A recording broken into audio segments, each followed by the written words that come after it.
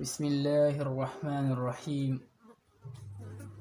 په اولنی کلاس کې موږ دا خبره کړې وه چې د اسم نقرې اقسام چې دي هغه 10 اقسام دي. په هغې کې اولنی قسم اسم ذات چې د هغې وضاحت موږ په اولنی کلاس کې کړی و. دویم زموږ سره دی اسم کنایه. اسم کنایه څه ته وایي؟ دا هر هغه اسم دی چې د شخص یا د ځای یا د تعدادو یا د مطلبو یا د څیز یا د کیفیت اظهار پکې شوی وي، خو د هغې پټوالي اظهار پکې شوی وي. یو د ښکاره کولو اظهاري، یو د پټولو اظهاري. معنا دا ده چې په دې کې د پټولو اظهار شوی وي چې هغه مطلب یا کیفیت یا هغه څیز یا هغه تعداد هغه پټ شوی وي خو اظهار شوی وي، یعنې د پټوالي اظهار شوی وي، خو اشاره به هغې ته موجود وي، اشاره به شوي وي، معین ځای به نه وي. اشاره به شوي خو هغه ځای به معین نه وي.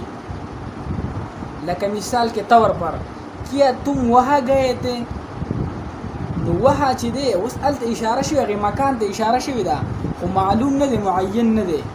د دې وجې نه اسم کنایه یا به د شخص یا د ځای یا د تعداد یا د مطلب یا د څیز یا د کیفیت د پټوالي اظهار به پای کې شوی وي، خو اشاره به هغې ته موجود وي، اشاره به شوي وي هغې ته. دریم قسم چې دی هغه اسم استفهام دی. اسم استفهام څه ته وایي؟ چې په هغې کې طلب د فهم شوی وي، طلب د پوهې شوی وي، ځان پکې خبرول غواړي، چا نه تپوس کول، یعنې ته پکې هغې چا نه تپوس کوې، هغې ته اسم استفهام وایي. خو اسم استفهام بیا به 3 قسمه دی.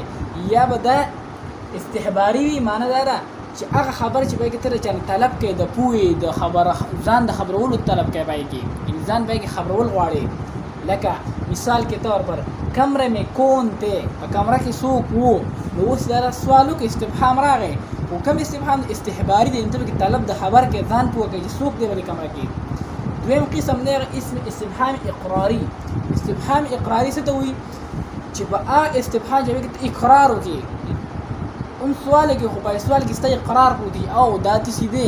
لیکن مثال کے طور پر کیا وہ لنگڑا نہیں ہے، نو اس استفهام شوی کیا تپوس تے وہ لنگڑا نہیں ہے، لیکن مطلب دا دی چې وہ لنگڑا ہے، اقرار کی چې وہ دے، یعنی مثال هغه دی، هغه لنگڑا دی.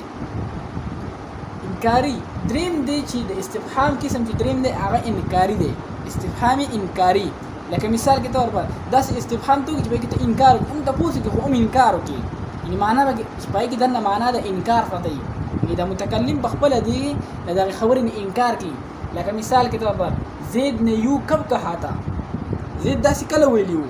نو معنا ده چې سوال یې وکړو خو دننه کې معنا د انکار پرته، معنا چې زید دا نه دي ویلي. لکه دغه شان د استفهام لپاره ډېر شي الفاظ راځي، لکه کیسو، کها، کبو، کیو، کدرو، کونو، کونسا، کیسے.